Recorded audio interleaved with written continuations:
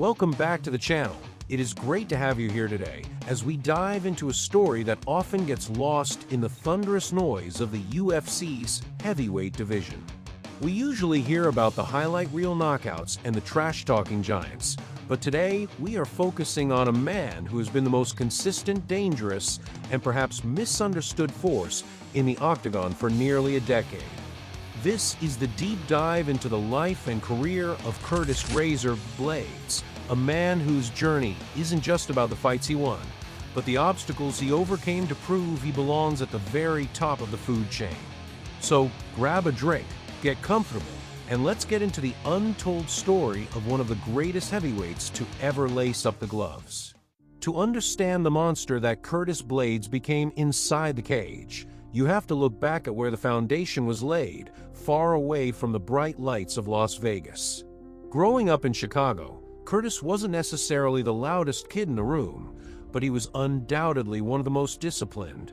His journey didn't start with a pair of boxing gloves. It started on the wrestling mats.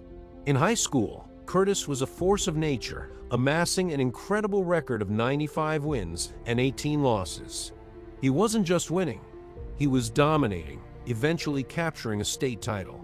This wasn't just a hobby for him, it was the beginning of a lifelong obsession with the grind. While other kids were out enjoying their weekends, Curtis was perfecting the art of the double-leg takedown and learning how to break the will of another human being through pure, physical pressure. That wrestling pedigree would eventually become his greatest weapon and, ironically, his most criticized trait once he transitioned to the professional ranks of mixed martial arts. After high school, the journey continued at Northern Illinois University and later at Harper College, where he won an NJCAA national championship. My senior year back in 2009, that was a pretty big accomplishment for me, pretty big confidence booster, and I carried that on to me. I went to Northern Illinois. I had a wrestling scholarship there. I messed up my grades though, so I only wrestled there for 1 year. Then I ended up going to a junior college in the area, a local one. It's called Harper Junior College. I was there for 2 years. My second year, I won JUCO Nationals, and then that was in 2012. But the collegiate wrestling world is a different kind of beast. It's grueling, thankless, and offers very little in the way of financial stability. Curtis saw a path forward that many high-level wrestlers see, the transition into MMA. He realized that the skills he had spent a decade refining could be used to dictate where a fight takes place, a tactical advantage that few heavyweights could match.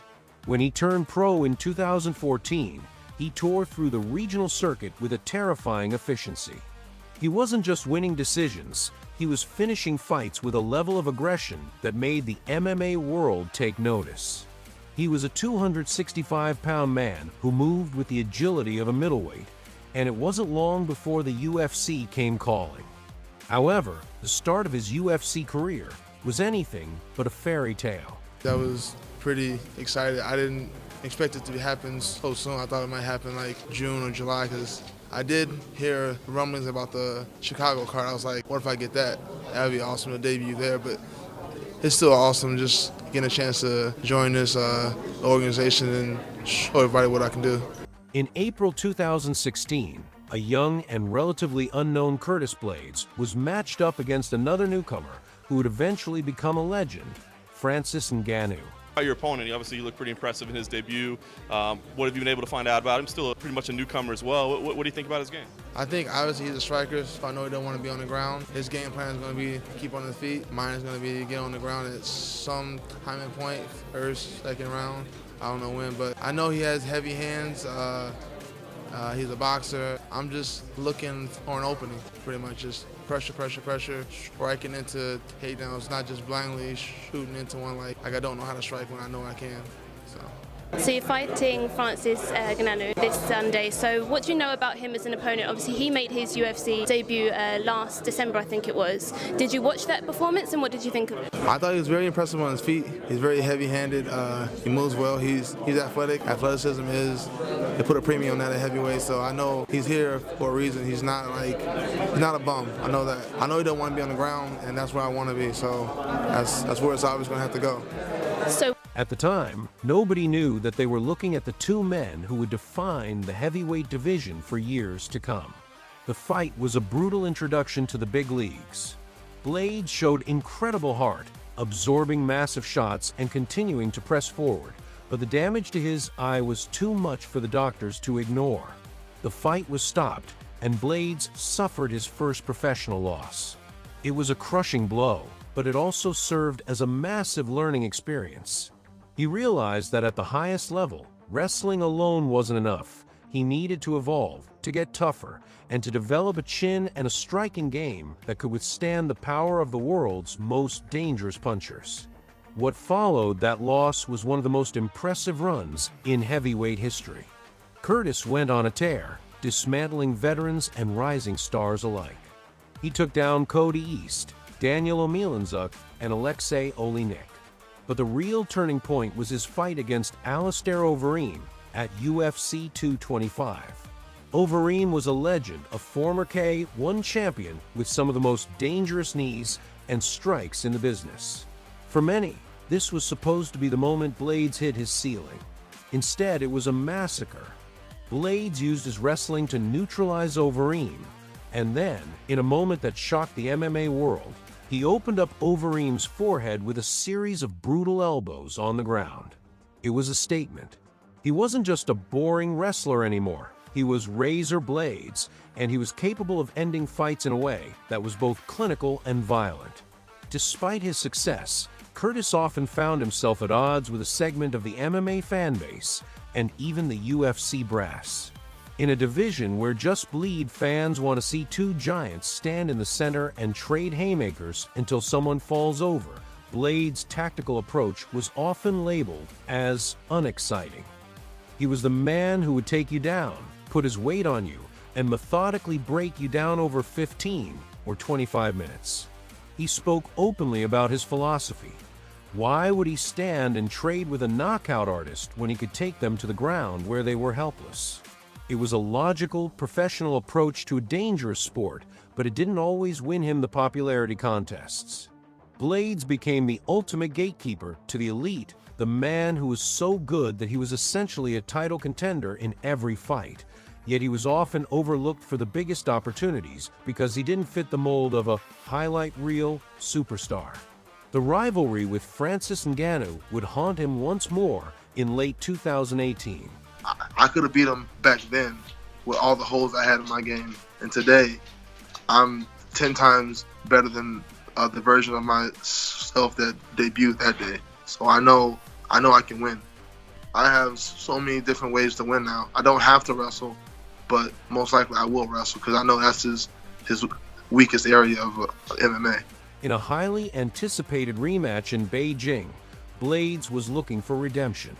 He had improved significantly, but the sport of MMA can be cruel. Ngannou landed a heavy right hand just seconds into the fight, and before Blaydes could even settle into his rhythm, the fight was over. It was a devastating setback. To lose twice to the same man, especially in that fashion, can break a fighter's spirit. Many thought Blaydes would never recover, that he would forever be the guy who couldn't win the big one. But if there is one thing that defines Curtis Blaydes, it is his resilience. He went right back to the gym, tightened up his defense, and started another climb up the mountain. He dominated Justin Willis, Shamil Abdurakhimov, and then faced the legendary Junior Dos Santos. In that fight, Blaydes did the unthinkable. He outstruck the former champion, finishing him in the second round to prove that his hands were becoming just as dangerous as his wrestling. The road to a title shot in the UFC heavyweight division is rarely a straight line. Blaydes found himself in a perpetual cycle of winning 4 or 5 fights in a row, only to be told he needed one more before getting a crack at the belt. He headlined multiple fight night cards, putting on wrestling clinics against top-tier talent like Alexander Volkov.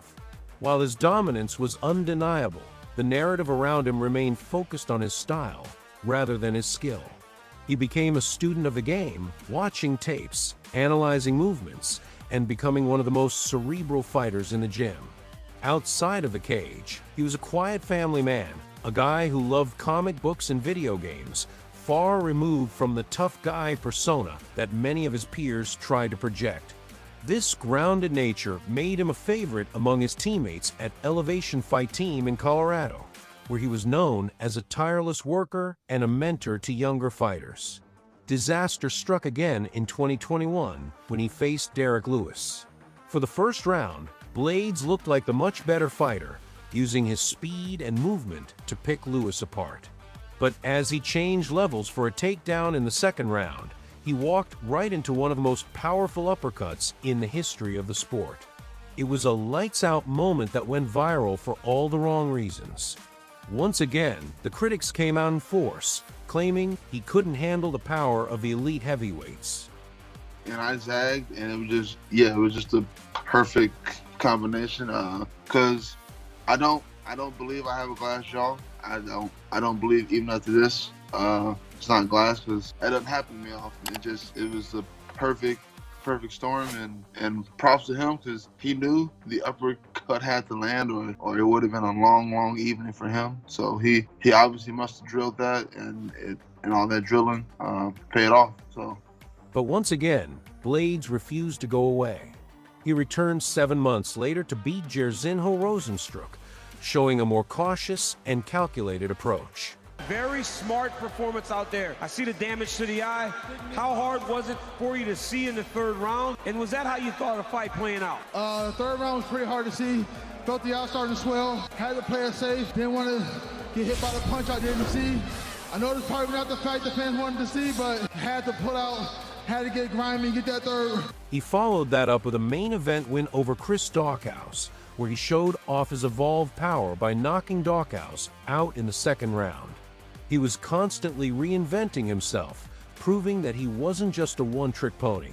You use your striking, and the moment you found an opening, you put Chris out. Did you not feel the threat in the stand-up, or are you pivoting away from such a wrestle-heavy attack? Like you said, I wanted to put out a statement. I know everyone in here, including Chris Dawkins, his corner, everyone at home, was expecting the shot. That slows you down. You're waiting for me to shoot. You're not looking to strike. I'm looking to do both. He wasn't looking to wrestle. He wasn't looking to move. I saw the opportunity, and it worked. It worked. The untold part of Curtis Blaydes' story is the sheer mental fortitude it takes to stay at the top for this long. Heavyweight is a division where one mistake means your night is over, and Blaydes has been walking that tightrope for nearly a decade. He has faced the hardest hitters, the most decorated strikers, and the craftiest veterans, and more often than not, he has come out on top. His journey is a testament to the power of the grind. He isn't looking for the easy path or the social media clout. He is looking for the gold. Even when luck seemed against him, like in his fight with Tom Aspinall, where an early injury ended the contest before it could truly begin, Blaydes stayed the course. He doesn't complain, he doesn't make excuses, and he doesn't change who he is to please the masses. As we look at the landscape of the heavyweight division today, Curtis Blaydes remains the ultimate wild card. He is the man that every champion and every rising contender fears, because they know that if they step into the cage with him, they are in for a grueling, physical battle where every mistake will be punished. He has become a complete mixed martial artist, blending world-class wrestling with devastating ground and pound and increasingly sharp striking. His legacy is one of persistence. He has survived the eras of legends and is now taking on the new generation of giants. He has proven that you don't need to be the loudest person in the room to be the most dangerous. In the end, the story of Curtis Blaydes is far from over. Whether or not he eventually wraps that UFC gold around his waist, he has already earned his place as one of the most respected and feared heavyweights to ever compete. He is a reminder that in a sport built on hype and flash, there is still a place for the technician, the wrestler, and the man who simply refuses to be broken. He has taken the hardest shots the world has to offer and kept moving forward, and that is a story worth telling. I really hope you enjoyed this deep dive into the career of Curtis "Razor" Blaydes. He is a fascinating athlete who truly embodies the spirit of a professional fighter, someone who shows up, does the work, and stays true to himself regardless of the narrative. It's been a pleasure sharing this journey with you today. If you enjoyed this long-form storytelling style, make sure to let me know. I love getting into the weeds of these fighters' lives and showing the side of a sport that doesn't always make the headlines. Thank you so much for spending your time with me. Stay tuned for the next one. And as always, take care of yourselves and keep enjoying the fights. See you next time.